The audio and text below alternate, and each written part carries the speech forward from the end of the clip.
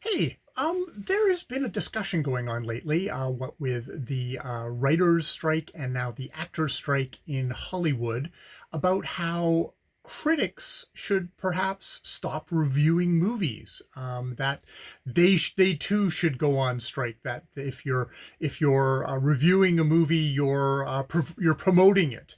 And you're thus feeding into the evil producers who are definitely, most definitely exploiting their the people who are actually creating the works. And I've heard a couple of people talk about this, a couple of critics, critically acclaimed podcast, William Bibiani and Whitney Seibold mentioned this and had a little discussion about it. The one that really kind of sparked me off was actually a YouTuber, Dominic Noble, who does a really interesting series called Lost in Translation, Lost in Adaptation, where he talks about movies that have been adapted from books and kind of does a compare and contrast between them, talks about, like, what did they leave in, what did they leave out, what did they completely, and just basically gives his kind of critical idea of how it was. And what he has said is that he really wants to be on the right side of this. And what he's decided is he's got a couple of things that are already filmed. He mentioned this in his recent examination of Murder on the Orient Express, the Kenneth Branagh one. That he was going to, if the strike was still on by the point that he'd kind of run out of material that he'd already filmed, he was just going to he was going to switch straight to books, because he didn't want to be somebody he felt like crossing a picket line there. And I should start off by saying, for me, I'm very much union proud. In my profession, I'm a member of a union. We have actually just had a strike that finally got done. We were essential service, so we didn't actually walk any picket lines and stuff like that. But I'm very much in favor of unions, in favor of that. But I find this is a really good opportunity to talk about, well, what is a critic? And the what someone who actually, Dominic Noble, someone who I would say very much falls into, somebody who is a critic, someone who takes a work, examines the two texts, comes up with like a critical analysis. I would very much classify him as a critic. But someone like that is kind of, I feel, my opinion. I'm not going to force Dominic to do anything he doesn't want to, but it seems kind of weird that he would say, no, I'm not going to continue this work, because I feel like I'd be crossing a picket line. I would be siding with one side over the other. Now, should note that the unions themselves are not calling for us to boycott all their films and TV shows, because they probably quite rightly realize if that happened, all that would happen is their shows would tank, and they wouldn't get any of the money that they should rightfully get. It would if that would damage the industry that they actually work in. There's the unions, as far as I know, are encouraging people to talk about the issues of, obviously, of AI, of residuals, and how, and various other things which I'm not qualified to talk about, but which very much seems that the producers side of things are trying to basically hoard all that money to themselves, and give as little as possible to the unimportant minions who actually, are the creative forces behind this stuff and create it. So they want you to talk about that. And they also, if you're able to donate, there's a general fund for people in the entertainment sector itself in the United States, I guess.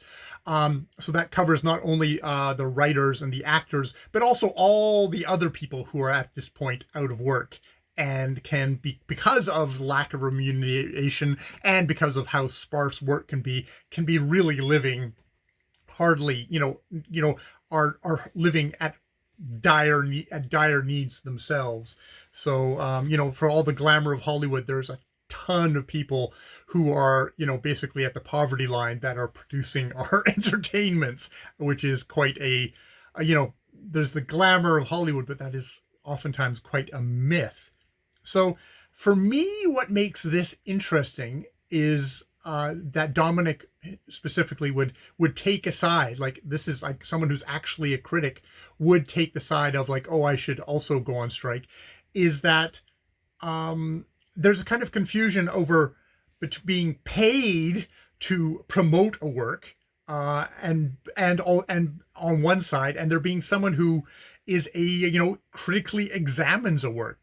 There's the person who is like a publicist, who is directly, they get their paycheck from these studios. They're there to boost this work, to publicize it, to advertise it, and stuff like that on one side. While on the other side, there are people who should be only beholden to giving their honest, critical analysis of a work, for an audience, and hopefully, if they're really good and entertaining, they get paid by that audience for their smarts, their opinion, their slant, their perspective. That's the audience. That is who, over here, that are getting paid for. And I mean, you can kind of see that because you see a lot of actors and writers get pretty pissed off at critics because they're not answering a actors or a writers or a director's needs when they say your work sucks.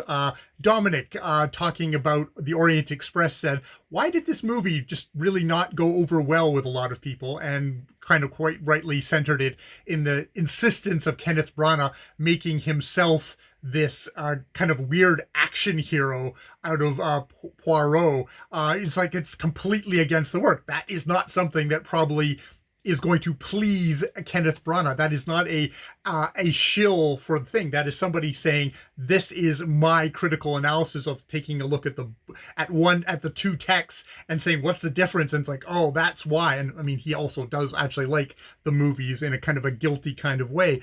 But, it's that thing. It's this thing of, and I think I see this with people who engage with critics, just regular people who engage with critics. It's like, why are you talking about works that you don't like? Why are you not just universally positive? It's like, it's because they're not publicists. They're people who are giving their opinion of where they don't think a work is it doesn't work for them, and these are the reasons why. And maybe you disagree with those reasons why. Maybe you think those are utter bullshit, or you go, oh, I never thought about that before. But it's like, it's not for the studio, it's not for the writers, it's not for the actors, it's not for the directors that a critic is engaged in the work that they are in. It is for it is for their audience. It is for furthering a discussion of the work. But to my point of view, as my own little bit of cultural criticism, it's very wrong-headed to say, oh, I am going to shut down criticizing works because one side or the other is on strike. Obviously, I think I've made it clear, union proud, whose side I am on, but that doesn't change me kind of saying, I'm going to look at a work and go, yeah, I think it sucks because of this and this, or this pissed me off. But it's also one of these things where I'll also say, oh, I really like this work and I think it's interesting and I think this one is worth your time. But that is, yeah, that there's Dominic is going to do what Dominic is going to do, which I totally respect. But I just found it very striking that someone who I would consider a critic, taking that point of view of like, I'm a promoter. It's like, I've watched a lot of his videos. I don't consider him someone who is promoting a film. I consider him somebody who's saying, this is my interest in the film. And he's talked about films that he doesn't like. He actively detests. I think he talked about the Twilight movies and the 50 Shades of Grey books. And that's not his palpable disgust and frustration and kind of like, this work sucks. That's not a promotion. That is him entertainingly pulling this stuff apart, coming up with some interesting thoughts in what I would consider Drek as well. But yeah. So yeah, that's just my thoughts. I'm totally rooting for these people, but as with the books I discuss, I'm not here for them. I'm here for the work, and pulling apart that work and engaging with it. And yes, that does create a thing that will hopefully get more people reading, more people watching great movies, watching great TV. But I reject the idea that I'm here for cultural, for consumerism.